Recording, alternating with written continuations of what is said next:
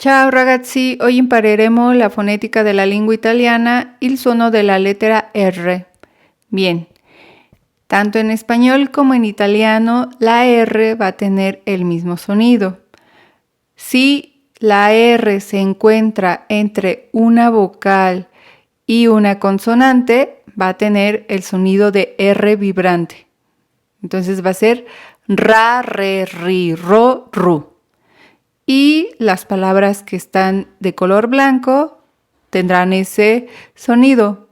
Radice, reale, ridere, Roma, rubare. Radice, reale, ridere, Roma, rubare.